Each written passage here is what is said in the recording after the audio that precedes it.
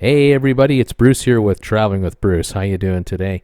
Welcome to my channel and my video. Today's video is a little bit of news. What's going on out there? Viking Ocean Cruises has made a major announcement. They're not going to cruise until 2021.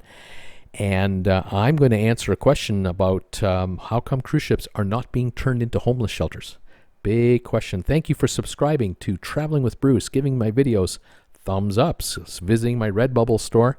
Also, thank you for joining my Facebook group page and visiting me on Instagram from time to time.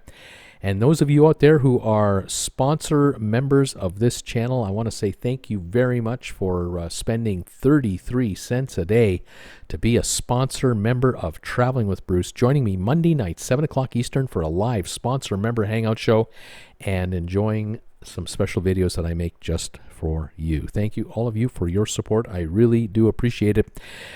We have news on Viking Ocean Cruises. They are basically not going to cruise now until 2021. I have to really hand it to the folks at Viking because rather than play the game of, well, you know, we're canceling the next 6 weeks of cruises and, you know, you guys will get a refund or a future cruise credit, they're just coming out and saying what's obviously known to all of us on the outside world. There will not be any cruising until 2021. Who are we kidding? The Cruise Line International Association is already talking about no cruising until the end of October. Cruise lines are canceling some sailings into November now. Viking is just cutting out the nonsense and saying, look, we're not cruising until 2021, but we don't even know when that will be. So we're not going to give you a startup date. When we know the startup date, we'll tell you the startup date. But for now, all cruises till the end of the year are canceled. Everyone gets a refund or 125% cruise credit. Your choice. You can let us know, and we'll take care of you. The company is well funded, has tons of cash to ride this out. They haven't canceled any new ship orders. They're still taking delivery of their new ships when they're ready. They know that a couple of their ships that are under construction are behind schedule. Doesn't matter. They're paying the bills. They're going to bring in their new ships. They'll have their crews ready, and they'll be ready to go. Now, like every other cruise line, they have cut back how many crew members are on board their ships, like everyone else, of course. They're probably running with about 30, 40 crew members per ship, maybe 50. But they're being prudent about it. But they're funded to ride out the entire deal. So more power to them. But bottom line, no cruising until 2021. When they come back, these ocean ships that only hold 965 people, all in balcony cabins, even if they're restricted to, say, 70% occupancy, they'll be fine. They'll make money. These are not $29 a night or $89 a night cruises. It's several $100s a night per person plus, but a lot is included in the fare. So you're talking about a 5, 6 star, probably a 6-star cruise line here. And if you're getting a cabin, you're going to get a drink package. All your meals are included. And so including spa packages, privileges, and all this stuff. So they can raise their rates by $100 a day. A person won't scare a single passenger away because the people who take these cruises are expecting the best and they're going to get it. So these folks will make money the minute they come back and do business. But other news. I keep getting asked by my wonderful viewers, a lot of times they say to me, Bruce, why don't cities around the world buy old cruise ships and use them to house the homeless? Wouldn't that make a lot of sense? And I think that's a darn good. And I'm going to try to answer that question for you in the rest of this video. Many cities around the world have looked into the idea of converting cruise ships into homeless shelters. And a lot of the photographs you're going to see here of the ships that I'm highlighting to you are cruise ships that are in what we would call tropical waters. They're in the Caribbean. They're in warm weather, summertime sailing. A lot of ships will spend the winter in the Caribbean and the summer in the Mediterranean, or summers in Alaska, winters again in the Caribbean, or down in Australia, New Zealand, where it's summer in the wintertime. The reason they do that is because the ships are not designed for cold weather. They're not designed to cross the North Atlantic like the giant ocean liners used to do with their massive hulls. The Queen Mary and Queen Elizabeth and the QE2, those ships were all designed for hazardous, awful weather. And they could take it. As a matter of fact, those ships had a hard time when it came time to sail to the Caribbean. The people on board the ships were too hot. Where these ships here, they're all designed for Caribbean and tropical weather. So to convert these ships into permanent housing in northern climates, impossible to do. You'd have to do massive insulation work at a cost of millions of dollars.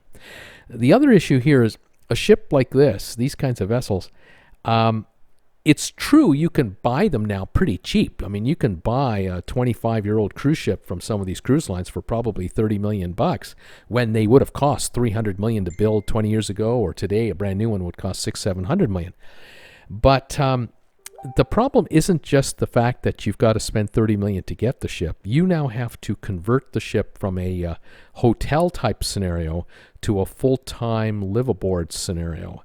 And you might go from, say, 1,200 cabins down to 600 cabins because you're going to increase the size of certain cabins, or certain cabins will not be ever used for accommodation, like inside rooms. You might only allow people to live in balcony and ocean view rooms only. The inside rooms might become storage facilities for other usage, but not for living in. So a ship might run you $30 million. You might have to spend $20 or $30 million to upgrade the ship. Now you're into it for $50-60 million, and now you need staff on board to operate the ship on a regular basis. Keep in mind too, these port shots I'm showing you here, and this shot here is a clear indication of what I'm talking about. That is the Queen Mary back from the 30s. It's in Long Beach. It's been here since 1970. It's a floating hotel. There are no engines in this ship. They were removed in 1970-71. The electronic is all the electronics are from the shore to the ship. There is no generator on board the ship. All the plumbing is from the city of Long Beach. Sewage, city of Long Beach. This ship is completely connected to the grid, let's say, of Long Beach.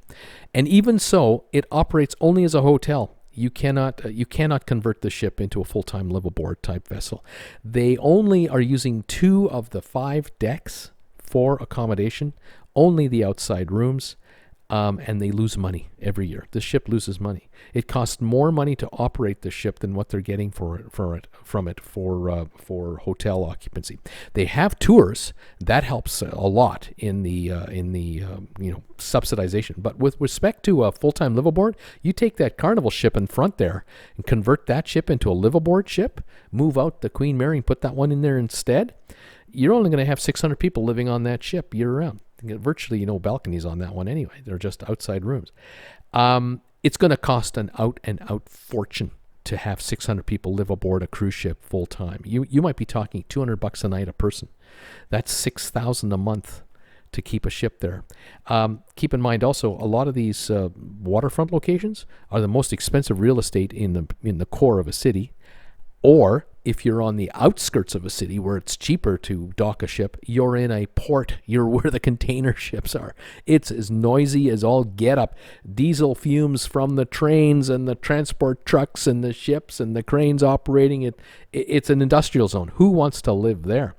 It's not like you have to live in one of these facilities. It's like you want to live in one of these facilities if you're a homeless person.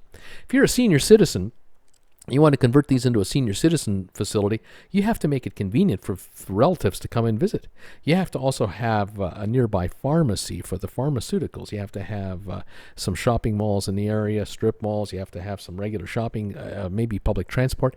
Again, out-of-the-way locations are just not going to work. And so there are a lot of logistics that don't fly.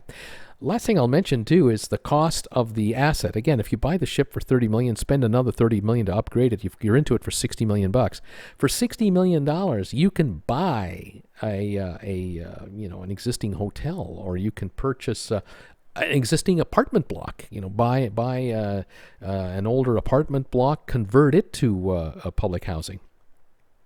And at the end of the 20-year run, let's say the city wants to get rid of it, a ship at the end of 20 years is worth only the steel to recycle it. That's all it's worth. Might be worth $5-10 million bucks.